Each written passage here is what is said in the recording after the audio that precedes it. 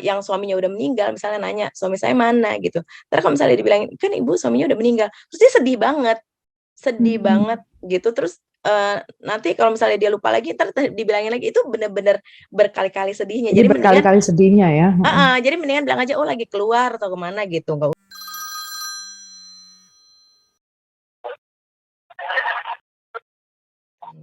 Hai Nyambung People, jumpa lagi dengan saya Dina Prapta Raharja di podcast Nyambung. Tempatnya kita bisa klik dan connect dengan isu-isu di sekeliling kita yang susah-susah di isu politik, sosial, ekonomi, pokoknya jadi lebih gampang deh kita obrolin di sini bersama tamu-tamu saya yang bisa membantu menurunkan isunya gitu ya. Dan kali ini kita akan bicara tentang satu momen penting di bulan Mei, di mana tanggal 29 Mei itu adalah hari lanjut usia nasional. Nah lo, baru tahu kan ada hari lanjut usia nasional? Eh, kalau kamu belum pernah tahu definisinya lanjut usia, pentingnya apa, makanya kita ngobrolin di sini.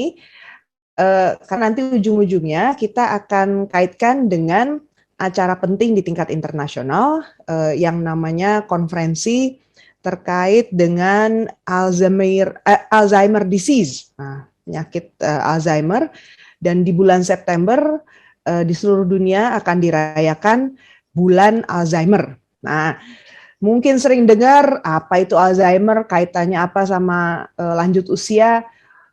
Buat semua nyambung people di sini yang bidangnya politik luar negeri maupun jaminan sosial, kemudian politik ekonomi, apalagi pokoknya ini relevan deh. Dengerin lanjut ya.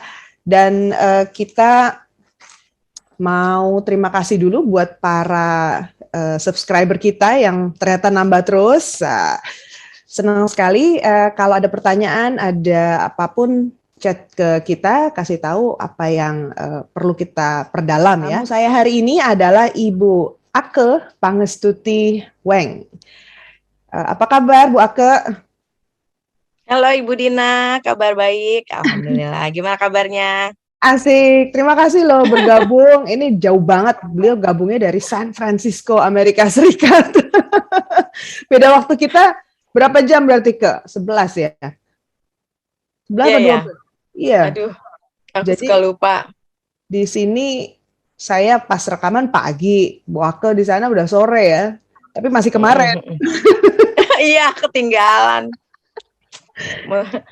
Jadi oke, Bu Ake ini aku panggilnya Ake aja lah ya. Kami kebetulan teman kuliah dulunya, tapi we part ways, masing-masing punya keahlian sendiri, punya keasikan masing-masing. Nah, saya mau nyambung lagi nih sama Bu Ake, kasihkan apa yang beliau tekuni selama beberapa tahun belakangan ini.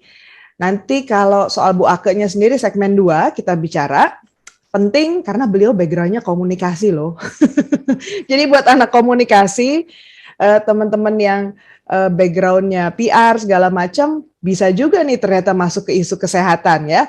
Jadi kita harus makin interdisipliner gitu. Nah, yang sesi kali ini kita bicara dulu soal Alzheimer ya, sama demensia gitu. Jadi Bu Ake ini kali ini mewakili atau bicara atas nama Alzheimer Indonesia, chapter San Francisco, benar ya Kak ya? Ya, benar. Oke, Bu Ake, kenapa nih bisa diceritakan sedikit si Alzheimer Indonesia ini grup apa, kelompok apa, kemudian Bu Ake di situ peranannya sebagai apa, sejak kapan Bu? Ya, jadi tujuannya Alzheimer Indonesia itu meningkatkan kualitas hidup orang dengan demensia dan juga caregiver-nya dan juga keluarga caregiver-nya gitu ya. Karena di Indonesia kan caregiver itu masih keluarga sendiri ya, belum dimasukkan ke assisted living atau senior center senior home, senior housing gitu ya, masih tinggal dengan Bareng keluarga keluarga gitu, ya. yang dirawat oleh anak-anaknya sendiri. Dan dan kebetulan founder kita Ibu Diwai Suharya itu ibunya almarhumah itu yang orang dengan demensia. Terus waktu saat itu tahun berapa itu juga yang juga mengalami sendiri gitu di keluarga, berapa bersaudara ya, misalnya kayak 6 ya, sepertinya yang Ibu Dewa itu, dan beliau sambil sambil ngambil sekolah di Australia, ngambil PhD itu harus pulang gitu. Hmm. Karena kondisinya tuh makin mengkhawatirkan kan, ibunda ini. Terus ya udah jadinya jadi memang keluarga itu musti musti saling bagi tugas atau dan semuanya tuh harus on the same page gitu ya, harus sama-sama care, Perhatiin lah sama-sama ya. memahami. Heeh. Jadi semua tuh harus di-tackle bersama, ini dalam level keluarga aja gitu ya. Dan ternyata terus berobat ke sana kemari, dan kalau misalnya nggak ada dukungan dari pemerintah susah juga gitu. Dan nggak tahu kenapa, pokoknya jadi Ibu Dewa saya ikut training ADI itu, Alzheimer Disease International yang di London gitu. Terus ada jalannya aja gitu. Jadinya terbentuklah Alzheimer Indonesia gitu. Jadi ini Jadi bagian dari Alzheimer Disease International ya. internasional ya. Oke. Terus Bisa jadinya di browsing ya teman-teman ya, ya, ADI. Kalau Alzi itu ya nanti website-nya di kita taruh di. websitenya Hah? ya. Terus ya mulainya dari situ. Terus jadi terus makin lama makin banyak juga keluarga yang tergabung di caregiver group gitu ya, caregiver support yang di Alzheimer Indonesia, dan semakin besarnya dukungan masyarakat. Dari tahun 2013 Alzi konsisten melakukan advokasi juga ke pemerintah gitu. Selain juga yang awal-awalnya nih hanya keluarga yang tergabung dari caregiver group ini gitu. Dia udah mulai Terus makin ini ya, makin aktif melakukan jadi pendekatan ke saling pemerintah. support, saling share-share informasi gitu. Tapi terus makin lama makin ke depan itu kan lalu di tingkat nasionalnya itu dengan bimbingan Alzheimer Disease International itu juga diberi juga ada awareness-nya dari tingkat nasional juga, pemerintah harus ikut juga gitu menangani gitu. Apalagi dari WHO sendiri dicanangkan ada Global Action Plan untuk level negara gitu ya. Jadi Alzheimer Indonesia mulai melakukan advokasi ke level Kemenkes gitu Oke. dari tahun Lalu 2013. dirimu di Alzi ini posisinya sebagai apa? Ketua chapter Alzi singkatannya, Alzi San Francisco Oke. gitu. Dan ternyata ini satu dari totalnya berapa Bu Ake? 24 24 ya. chapter atau bahasa Juga ya. Indonesia koordinator wilayah. Korwil. Gitu. Korwil yang banyak. 18 Hah? ada di Indonesia, 18 chapter, 18 korwil, dan 6 ada di luar negeri.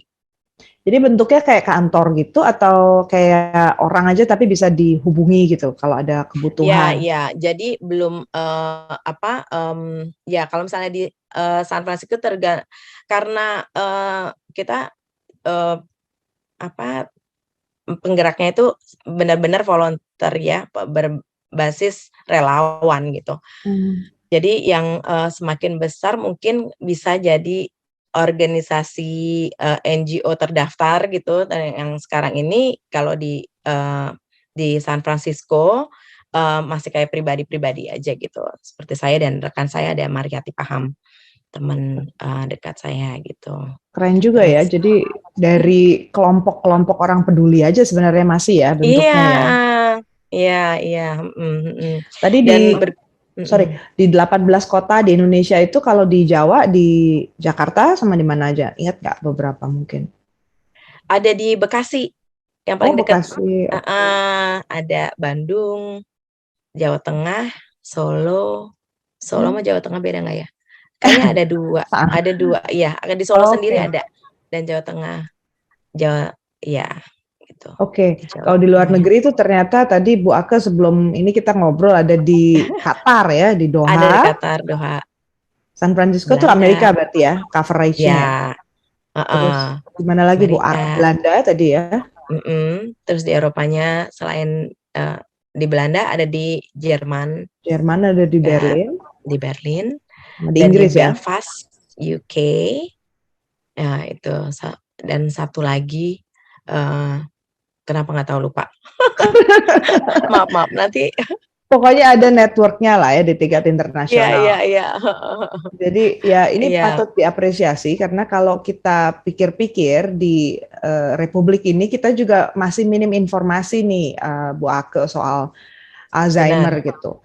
Mungkin pertama-tama bantu kita mengerti dulu deh bedanya Alzheimer sama atau sama aja ya sama pikun Bu. Aku tuh pakai kaos tulisannya Oh ya, pikun jangan ya. maklum dengan pikun Jangan gitu. maklum dengan pikun Heeh, gitu. heeh, Sama heeh. demensia buat orang yang awam mungkin bingung ya, ini sama apa beda? Mungkin bisa dijelasin dikit, Bu. Ya, jadi demensia itu adalah umbrellanya, apa namanya, Payungnya, bidang besarnya, bidang payungnya, besarnya. segala eh, simptom, gejala demensia itu semua ada di bawah umbrella demensia. Nah, ada bagian-bagiannya nih, termasuk Alzheimer. Eh, yang kalau misalnya orang stroke itu ada gangguan kognitif, itu mungkin bukan Alzheimer. Kalau Alzheimer itu yang secara fisik otaknya itu menciut, mengkerut ya. Jadi volumenya berkurang dan otomatis dengan demikian mempengaruhi kognitif, peran kognitif, fungsi kognitif dari otak itu sendiri yang seperti daya ingat, terus emosi, itu juga emosinya bisa kayak menarik diri dari sosial gitu, terus juga misalnya jadi kayak berprasangka negatif gitu. Oh, Jadi itu misalnya, oh masuk ya? ini dia mencuri, dia ngambil uang saya, dia itu pembantu saya yang saya nggak suka sama dia, pecat aja dia tuh yang ngambil uang saya, yang gitu-gitu. Jadi bisa bisa mempengaruhi emosi, terus suka marah, suka nangis gitu, dan juga pengambilan keputusan lainnya gitu. Misalnya kayak Hmm. jadi yang misalnya kayak juga, nggak tahu waktu juga misalnya, terus berulang-ulang, ngomong berulang-ulang. Terus, pengambilan keputusan misalnya kayak, oh bayarnya kayak misalnya makan misalnya cuman berapa, misalnya bayar, bulanan gitu yang misalnya 500.000 terus dia malah kasihnya 5 juta gitu. Karena nggak ngatur uang juga, eee, Akhirnya ya jadi mempengaruhi konsekuensi ke sana pokoknya ya. semua faktor dan bedanya, orang dengan demensia lansia dengan bayi gitu, misalnya kayak bayi kan juga misalnya kognitifnya berkurang gitu, jadinya dia fungsinya mungkin kayak jadi, disabilitas sih itu sebenarnya kan jadinya, tapi kita juga musti hati-hati karena, lansia itu juga sensitif, ada perasaannya, jadi nggak bisa kayak seperti kita anggap seperti bayi gitu. Jadi kalau Beda sama misalnya kita anak-anak lah ya beda perlakuannya sama ya. anak-anak, misalnya dia, nanya melulu terus kita kesel gitu jawabnya, "Ih kan udah nanya melulu sih, kan udah dijawab berkali-kali," gitu. Itu dia tersinggung loh, dan kalau misalnya tersinggungnya berkali-kali juga, karena kan dia lupa. Hmm. Jadi terus gitu. Oke, Jadi oke. kalau misalnya juga, yang suaminya udah meninggal misalnya nanya, "Suami saya mana?" Gitu. Entar kalau misalnya dibilangin, "Kan ibu suaminya udah meninggal," terus dia sedih Hmm. banget gitu, terus, nanti kalau misalnya dia lupa lagi entar dibilangin lagi, itu bener-bener berkali-kali sedihnya. Jadi Jadi mendingan berkali-kali sedihnya ya. jadi mendingan bilang aja, "Oh lagi keluar atau ke mana," gitu, nggak usah gitu. Jadi bener-bener mempengaruhi emosional, Jadi butuh penanganan khusus regulasi. banget ya, Ake ya. Ya kan dianggap aja seperti disability sih, disabilitas ya, gitu. Jadi, Oke. peran keluarga dan, terutama yang Alzheimer ini karena itu dia menurun, fungsi otaknya itu, kondisinya itu bisa menurun drastis. Jadi, karena belum ada obatnya dan sebisa mungkin terdeteksi secara dini. Kalau misalnya dini, jadi lebih penanganannya lebih khusus untuk kondisi orang tersebut, orang dengan demensia tersebut. Jadi apa yang perlu dilakukan, terus, apa namanya, obat, perawatannya gimana dan Mhm. secara secara, terapi dan secara pengobatan, secara medis itu kalau dikhususkan dengan, kebutuhan orang tersebut, itu bisa diperpanjang gitu kan, eee, kondisinya gitu, Kualitas hidupnya ya. diperlambat kualitas hidupnya dan diperlambat keburukannya. Jadi mengangkat kualitas hidup orang dengan demensia dan juga keluarganya gitu kan. Jadi nggak langsung memperburuk dan juga, penanganan keluarga tuh, juga keluarganya juga siap gitu kan, Ya, ya, ya. menangani terus, berdiskusi, terus membagi tugas, terus juga keuangannya gitu. Karena kan di Indonesia itu biaya perawatannya itu 12 sampai 120 juta itu kalau misalnya mau yang lengkap itu 120 juta, sedangkan pendapatan per kapita Indonesia kira-kira masih 59 juta. Mmm. Gitu.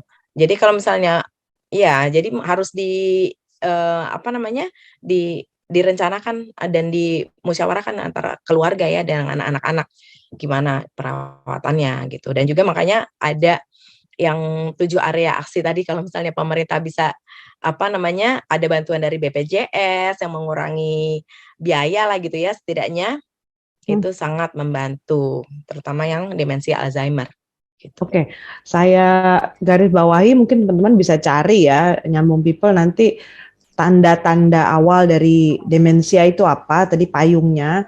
Kalau saya lihat-lihat di sini memang kadang-kadang disepelekan tadi ya, kita nggak ngerasa Ya, itu bagian dari masalah yang serius. Tapi kalau itu terjadi berulang dan eh, bareng gitu ya, simptomnya tadi gejalanya itu harus diwaspadai. Ini aku bacain sedikit. Pertama tadi aku bilang ada lupa ya, jadi memory loss ya, iya, nggak ingat mhm. pokoknya, nggak ingat Mhm, apa yang baru bener, terjadi, mhm, nama tetangga aja nggak ingat. Di situ ada beberapa bener, contoh ya kalau di websitenya Alzi itu. Kemudian kesulitan menjalankan fungsi-fungsi harian yang biasa sebenarnya iya, seperti masak atau mau naruh bener, barang atau ngelipet baju aja dia lupa bener, gitu. bener. Terus Iya, yang jadi kedua, kalau masak itu sebenarnya nah sekarang kita kan lagi ini nih seperti tadi Ibu Dina bilang, bulan Mei ini itu penting banget karena hari lanjut usia nasional dan kebanyakan ya, orang dengan demensia itu kan lansia 60 tahun ke atas kan ya, definisinya lansia yang di Indonesia ya. Nah itu jadi, tema tahun ini adalah lansia, sejahtera, mandiri, dan bermartabat.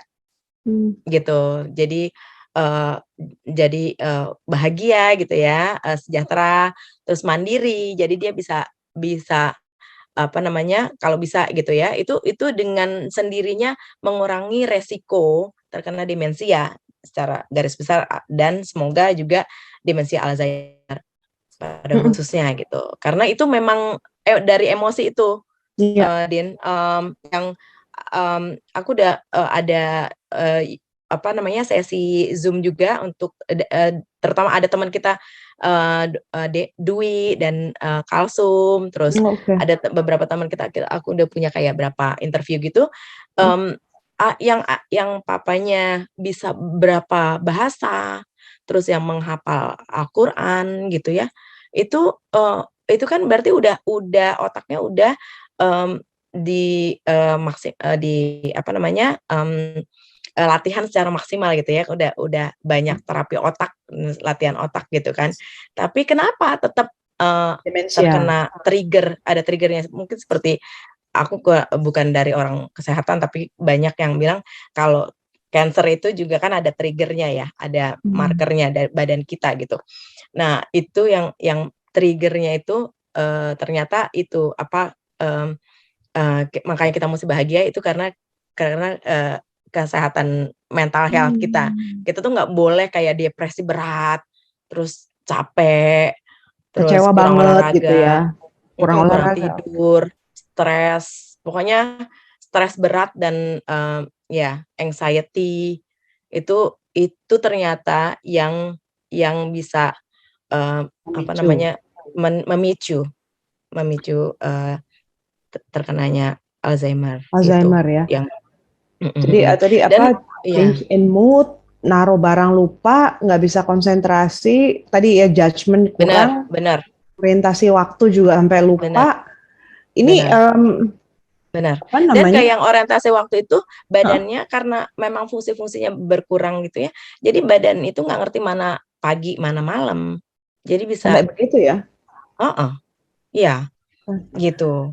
Jadi ya kalau misalnya apa namanya itu apa namanya bahayanya dan bisa cepat menurun drastisnya gitu kan. Mana keluarga belum siap, keluarga baru tahu misalnya terdeteksi, oh ini Alzheimer, sedangkan belum bisa langsung mendapat terapi atau pengobatan, itu bisa, ada orang yang cepat banget, ada orang yang lambat juga Mm-mm. penurunan fungsinya gitu, ada yang menurunnya drastis. Jadi, mmm, sangat pokoknya ini apa namanya, everyone's business gitu bahasa Inggrisnya ya.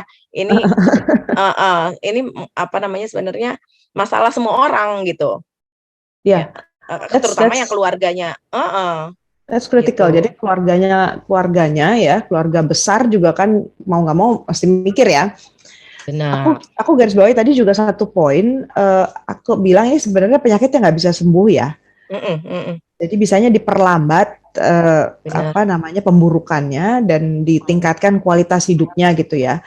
Eh, mhm, jadi ini benar terminal sekali, disease tadi istilah medisnya rupanya ada istilah terminal disease. Jadi mhm, eh, kehilangan fungsi-fungsi kognitif itu pada akhirnya bisa berujung pada kehilangan apa kontrol atas badan ya. fungsi iya, life skill dan heeh, kehilangan kemampuan untuk hidup, dari makan, menelan ludah, eee, apa, koordinasi-koordinasi, mmm, malam ke siang gitu, terus bisa kayak, "Aku kok nggak dikasih makan?" Gitu, lupa. Itu, makanya, ada kayak yang bergabung dengan caregiver meeting itu ya, jadi share-share kayak gitu, gimana ya gitu. Kalau nggak soalnya burnout kan mmm, kayak gitu tiap hari terus-terusan kayak gitu dan ini, eee, orang tua sendiri kalau misalnya yang kita ada hubungan keluarga gitu kadang-kadang kita kurang bisa menjaga perasaan ya, Ya. kalau misalnya heeh, kebiasaan gitu kan,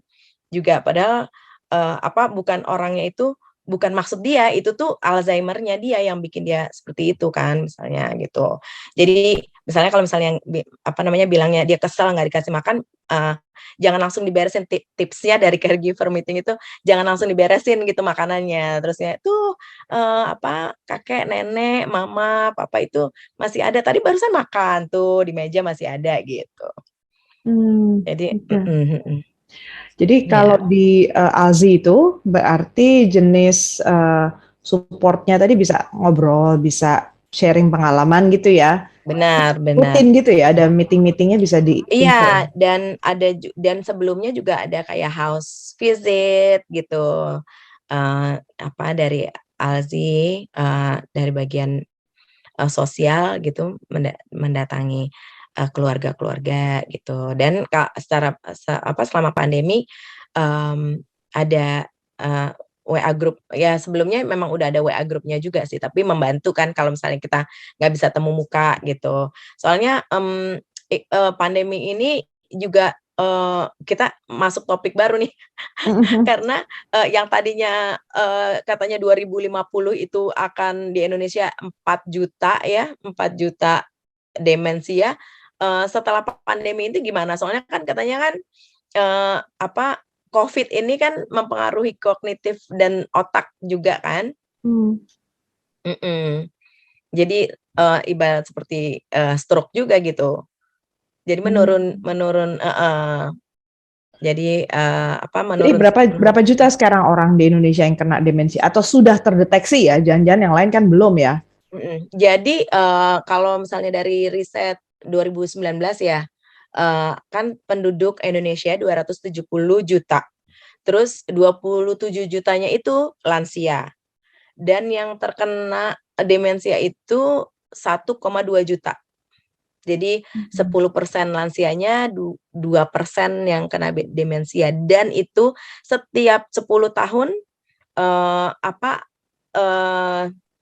jumlahnya itu bertambah, persentasenya yang terkena demensia gitu. Oke. Dan jadinya, ya jadi pertanyaan semua orang nih, gimana nih jadinya, di apa namanya, prediksi tahun 25 tahun ke depan, 30 tahun ke depan itu, seperti yang angka-angka yang sekarang atau lebih lagi gitu kan. Karena dengan adanya, Covid ini gitu. Kakak nih udah Dan sempat diliput di Kompas tempo hari ya. oh iya, iya Kalau iya yang iya iya. halaman paling belakang ya waktu itu ya, aku lupa deh. Pokoknya Iya gede iya, deh ada Hari fotonya ya. Kartini. Hari Kartini, oh Hari Kartini ya ya. Kamu sama siapa waktu itu Kak? Ada yang di bagian, Morisa yang di autonomous, vehicle, yang bidangnya autonomous Pejuang vehicle, yang dan Ibu unik lah Veronica ya. yang di Boeing, Boy. heeh. Dan yang bagian humanitarian, yang humanitas, aku dari Humanity, iya. Alzheimer, humanity, ya. Nah itu advokasi ya, balik lagi tadi ke advokasi. Mungkin Ya, sebagai poin terakhir di segmen yang pertama ini, kita bisa cerita soal bahwa ini agenda nasional, agenda internasional ya, bukan cuma benar benar ya, benar, justru di Indonesia ini baru mulai banget gitu ya. mhm. Di Dari WHO, 2013 berarti 8 tahunan ya? 8 tahunan. Heeh, ya. Dan tiap 5 tahun ganti Kemenkes itu, jadi mulai lagi ya, Ganti maksudnya menteri maksudnya. bukan setidaknya mulai lagi advokasinya gitu ya dengan menteri, yang terbaru gitu, Ya mudah-mudahan teman-teman yang di sini yang bidang kesehatan bisa bantu tuh biar nggak selalu riset dari nol lagi. Benar benar benar benar. Iya, perlu banget karena kan juga, kalau tingkat nasional itu kan, eee kebijakan-kebijakan yang secara nasional belum tentu sampai penanganannya ke tingkat Ke bawah individu ya, ya. ke Betul. rumah sakitnya langsung gitu. Jadi kalau bisa mohon dibantu gitu teman-teman juga yang di bagian kesehatan gitu, untuk deteksi ini gitu. Kalau misalnya di bagian rumah sakit yang,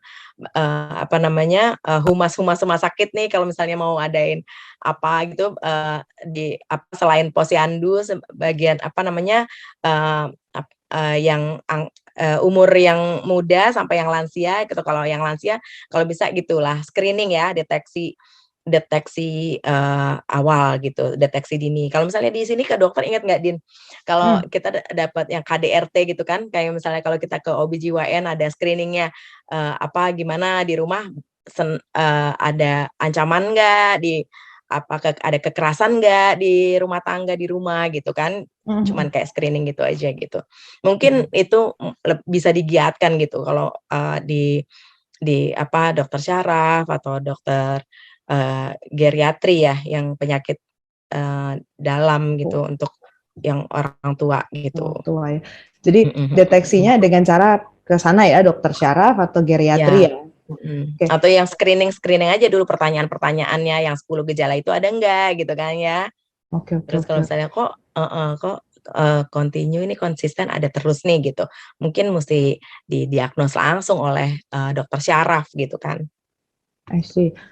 Mmm. Jadi di tingkat internasional tuh ada Global Action Plan on Public Health Response to Dementia. Jadi respon global terhadap demensia itu sudah ada action plan-nya 2017 sampai 2025 untuk tahap yang ini. Yes, benar.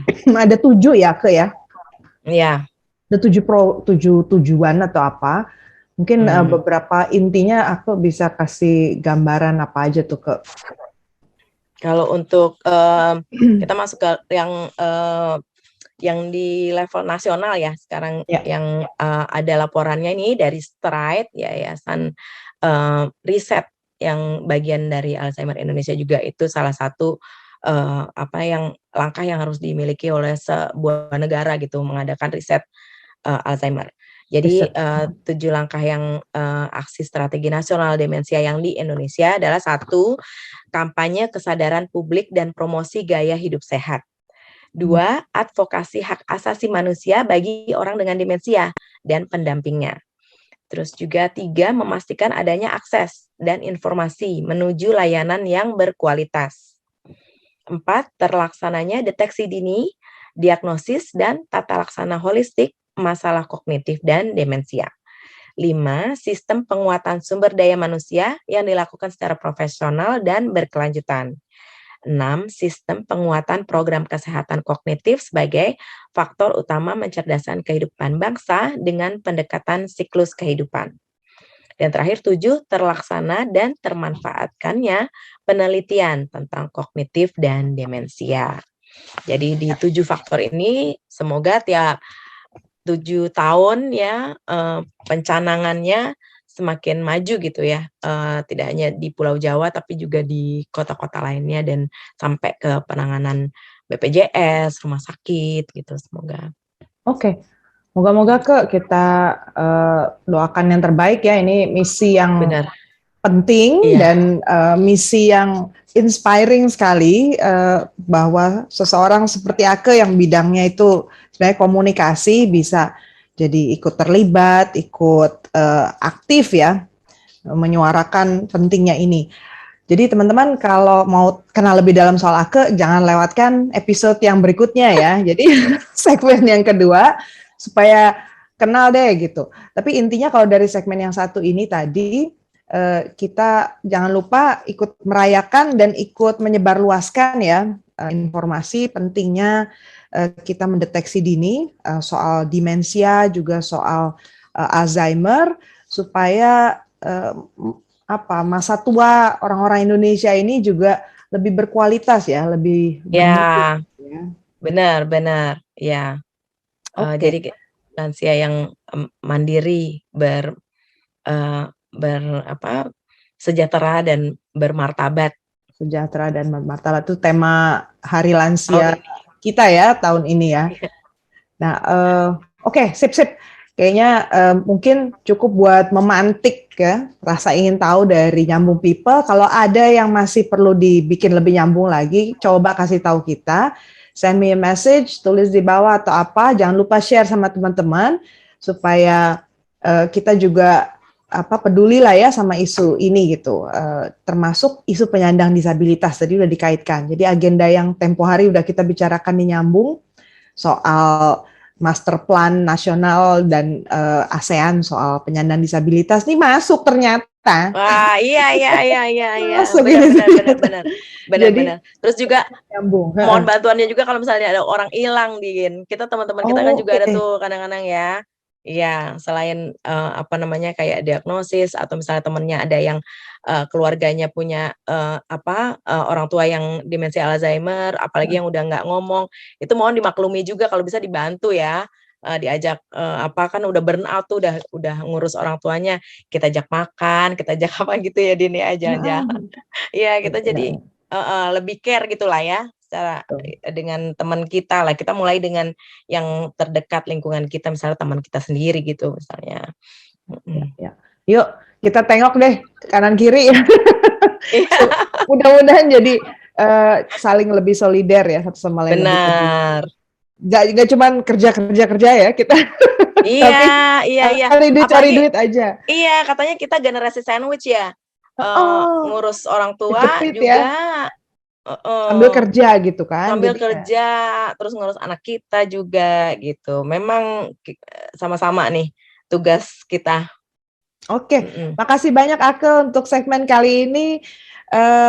Mudah-mudahan sukses selalu dan sehat selalu ya, sekeluarga besarmu juga orang tua. Amin, terima kasih sama-sama Ibu Dina juga dan teman-teman dan semua ya sampai yang rekan-rekan kita ini Nyambung People. Oke, thank you. Thank you. Jangan lupa like podcast ini kalau kalian menikmati diskusinya, komen apabila kalian punya pertanyaan atau pendapat, dan subscribe agar kalian tidak ketinggalan episode Nyambung setiap minggunya.